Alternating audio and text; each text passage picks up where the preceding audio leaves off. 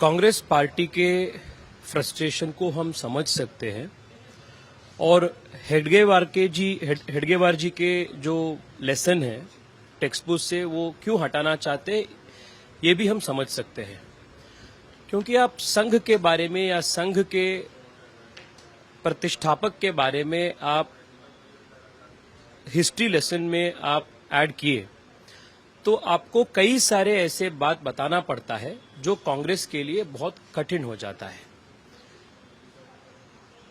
जब कांग्रेस के तब के नेता पूर्ण स्वराज्य के मांग भी नहीं किए थे, तब आरएसएस के हेडगेवार जी ने पूर्ण स्वराज के लिए मांग करके खुद लड़ाई कर रहे थे।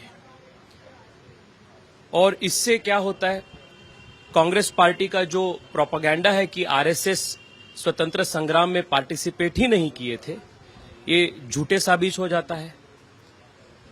और आजादी के बाद जब देश में पार्टीशन हुआ, तब आरएसएस के हजारों लाखों स्वयंसेवक भारत के जो रेफ्यूजीज के रूप में भारत में लोग आए, उनको राहत पहुंचाने में, उनको मदद करने में, उनके सेवा कार्य में बहुत बड़े मात्रा में काम किए थे।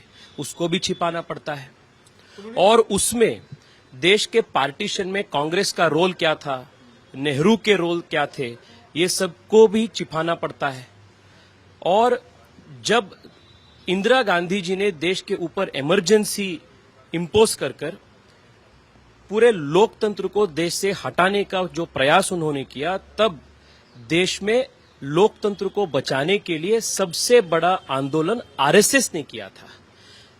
सो हेडगेवार जी के बारे में लेसन किताब में डाले तो इमरजेंसी जिस प्रकार से डाला गया, जिस प्रकार से लोकतंत्र का हत्या करने का कोशिश हुआ, ये सब भी बताना पड़ता है।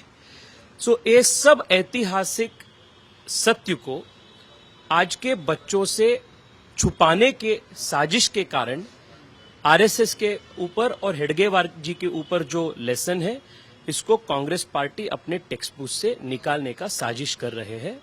और ये जो हरिप्रसाद जी के बारे में आप बात कर रहे हैं ना, ये हरिप्रसाद जी को कर्नाटका के जनता पिछले चुनाव में इसी प्रकार के इनके मानसिकता के कारण, इस प्रकार के इनके बयानों के कारण के लिए ही मेरे जैसे एक नौजवान आम कार्यकर्ता को चुनकर उनको सिर्फ 3,50,000 वोट से हराया था। एक आखिरी चीज, ये बार बार मर्सी पिटीशन की बात होती है। बीके हरिप्रसाद ने भी कहा कि 6 बार मर्सी पिटीशन लिखी, इसके ऊपर आप क्या कहेंगे? कांग्रेस पार्टी को इस प्रकार के झूठे हिस्ट्री को बार बार बताकर एक प्रोपेगेंडा करने का आदत है। देश में लोकतंत्र में सबसे बड़ा जो कोर्ट होता है वो पीपल्स कोर्ट होता है। उस पीपल कोर्ट में आज तक हरिप्रसाद जी एक बार भी नहीं चुने हैं।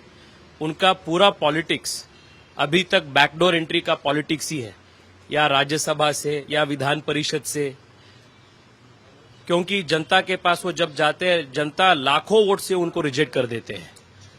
चलिए, तो ये तेजस्वी सूर्या और इन्होंने पूरी कंट्रोवर्सी के ऊपर ये कहा कि कांग्रेस कहीं ना कहीं हिस्ट्री को व्हाइट वॉश करने की कोशिश कर रही है। कैमरा पर्सन जगन्नाथ के साथ मैं अक्षय डोंगरे, आज तक।